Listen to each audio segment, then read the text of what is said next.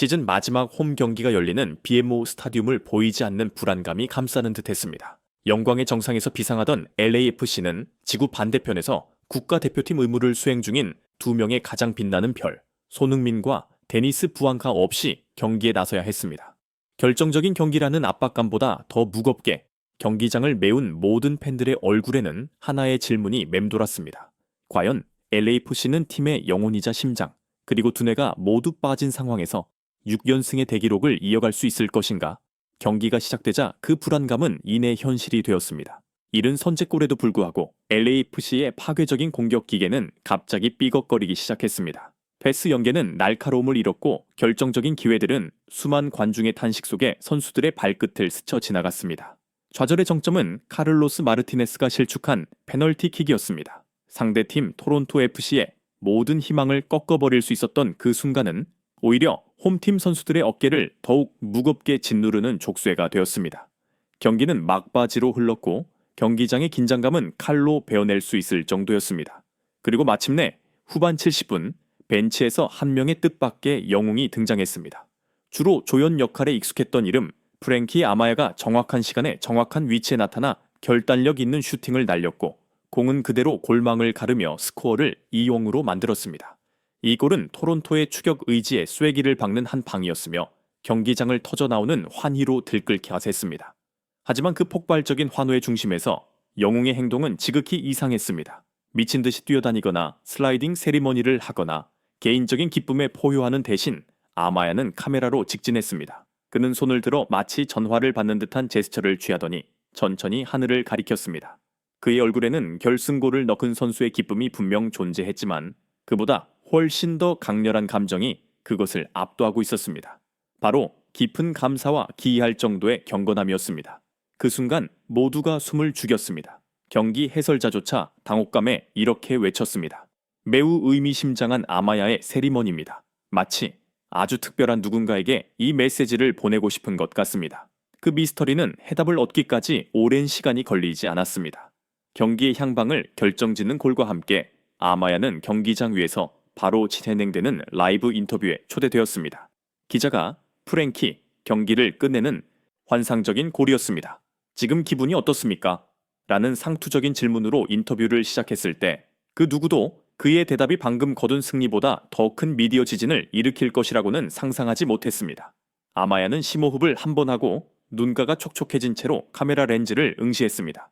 그리고 그는 구단의 역사에 길이 남을 한마디 미국 전역을 충격에 빠뜨린 고백을 시작했습니다. 이 골은 아마 90%는 제 몫이 아닐 겁니다. 이 골은 손흥민의 것입니다. 인터뷰장은 그대로 얼어붙었습니다. 기자는 몇 초간 말을 잃었습니다. 팀의 최고 스타들이 모두 빠진 날, 경기에서 가장 중요한 골을 넣은 선수가 스스로 그 영광을 거부하고 있었습니다. 도대체 무슨 일이 벌어지고 있는 것입니까? 모두가 숨죽인 침묵 속에서 아마야는 자신의 이야기를 풀어놓기 시작했습니다. 그것은 형제에 대한 그리고 진정한 리더가 어떻게 동료를 일으켜 세우는지에 대한 이야기였습니다.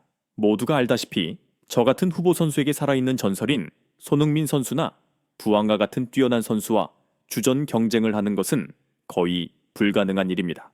그는 진심 어린 목소리로 말했습니다.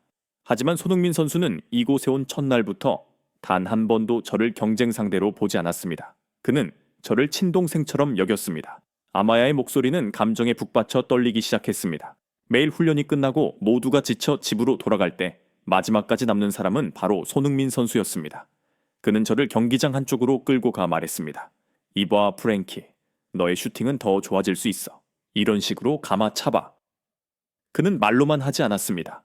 그는 동작 하나하나를 직접 시범 보였고 패스를 받기 위해 공 없이 움직이는 법, 결정적인 위치를 선점하기 위해 상황을 읽는 법을 가르쳐 주었습니다. 그는 제가 팀에 필요한 존재이며 저의 존재가 이 팀에 중요하다는 느낌을 받게 해 주었습니다. 그는 제가 노력을 멈추지 않는다면 주전으로 가는 길은 언제나 열려 있다고 말해 주었습니다. 그리고 마침내 아마야는 마치 운명이 연출한 한 편의 영화처럼 이야기의 가장 극적인 부분을 공개했습니다. 가장 믿을 수 없는 사실은 바로 오늘 경기를 앞두고 브라질과의 빅매치를 준비하기 위해 한국에 있던 손흥민 선수가 저에게 직접 영상통화를 걸어왔다는 것입니다.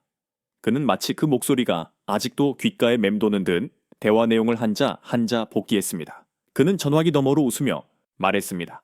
나랑 데니스는 거기에 없으니 오늘은 너의 기회야. 나는 너를 믿는다. 오늘 골 꼭 넣어 내 동생. 그 전화를 받았을 때 아마야는 목이 메어 말했습니다. 저는 무엇이든 할 수 있을 것 같은 기분이 들었습니다. 그 위대한 선수가 보내준 믿음은 그 어떤 것보다 소중했습니다. 오늘 골은 제가 마지막 슈팅을 했을 뿐입니다. 제가 그 자리에 자신감을 갖고 서 있을 수 있도록 믿음을 주고 가르침을 주고 격려를 보내준 모든 것은 전부 손흥민 선수의 것이었습니다. 아마야의 고백은 단순히 한 골에 대한 이야기가 아니었습니다. 그것은 훨씬 더 위대한 진실을 드러냈습니다. 손흥민의 영향력은 이미 그라운드 위에서 일어나는 일들을 훨씬 뛰어넘고 있었습니다. 그는 단순히 골을 넣고 어시스트를 하기 위해 온 슈퍼스타가 아니었습니다. 그는 조용히 하나의 조직 전체의 DNA와 문화를 바꾸고 있었습니다. 그는 자신의 주변에 있는 모든 사람들을 한 단계 성장시키는 비범한 능력을 지닌 스승이자 멘토이며 정신적 지주였습니다. 한 축구 전문가는 방송에서 이렇게 논평해야만 했습니다.